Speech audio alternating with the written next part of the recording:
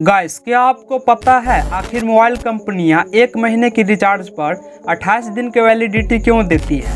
एक महीना भी पूरा नहीं होता है और आपके मोबाइल का रिचार्ज खत्म हो जाता है केवल 28 दिनों में ही।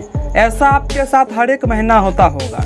आप सोच रहे होंगे कि हमें तो बचपन से सिखाया जाता है कि साल में 12 महीने और एक महीने में 30 दिन होते हैं। हालांकि कई महीनों में 31 दिन भी होते हैं। इसके अलावा एक महीना 28 और कभी कभी 29 का भी होता है, बट हमें याद 30 दिन वाला ही रहता है। तो ऐसे में जब हम मोबाइल रिचार्ज करवाने जाते हैं तो 30 के बजाय 28 दिनों की वैलिडिटी मिलती है।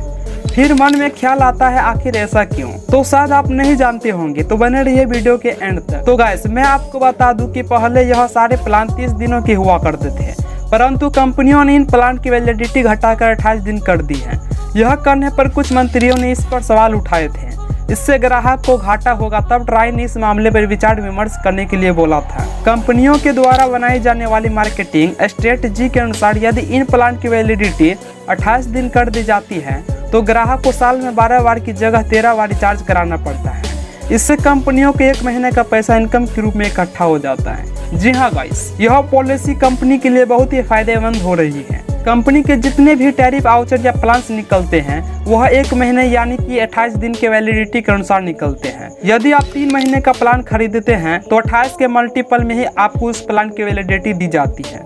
यदि आप 6 महीने का प्लान खरीदते हैं तो आपको 28 दिन के हिसाब से मल्टीपल कर दिया जाता है और आपको उसके अनुसार 6 महीने की वैलिडिटी दी जाती है।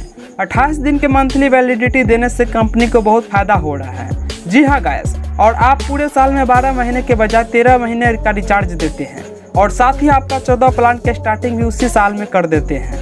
इससे कंपनी के हाथ में एक भारी प्रॉफिट के रूप में इनकम आने लगी है। यह प्लान कैसे काम करता है और यह एक साल में 13 रिचार्ज और एक ही साल में 14 में रिचार्ज को कैसे कैलकुलेट किया जाता है, आपको हम इस वीडियो के क्लिप में टेबल के रूप में समझाने वाले हैं। जी हाँ गाइस, जैसा कि आप देख सकते हैं, जैसे कि जनवरी के महीने में होते हैं 31 दिन और प्लान के दिन होते हैं 28 दिन। अगर हम 31 को 28 से माइनस करेंगे तो मुझे यहाँ पे एक्स्ट्रा दिन जो होता है वो 3 बच जाते हैं, ठीक है। और फरवरी के महीने में 28 दिन होता है और प्लान का दिन होता है 28 दिन। अगर हम 28 को हम अगर माइनस करेंगे तो यहाँ पे मुझे इक्वल हो जाएगा, ठीक है। और बात किया जाए मार्च का, मार्च में 31 दिन का महीना होता है और इसमें 28 दिन का प्लान का दिन होता है। अगर हम 31 को 28 से माइनस करेंगे तो यहाँ पे मुझे 3 बचेगा। और बात किया जाए अप्रैल का, अप्रैल में 30 दिन का महीना होता है और प्लान के अकॉर्डिंग देखा जाए तो 28 दिन का होता है और 30 को अगर 28 से माइनस करेंगे तो मुझे 2 बचेगा।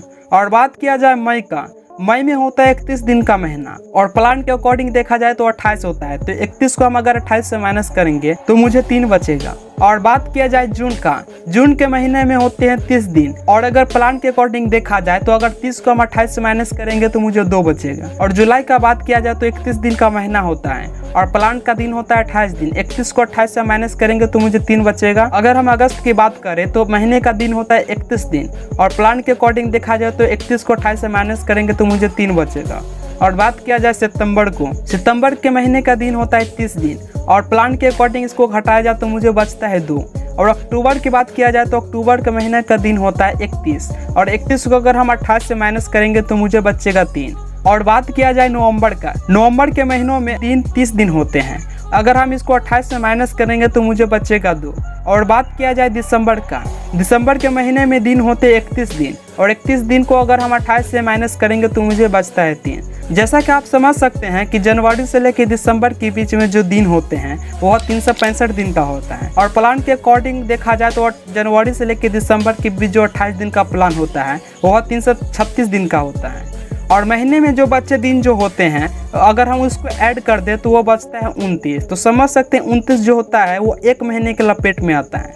जी हाँ गाइस, आप बिल्कुल सही सुन रहे हैं।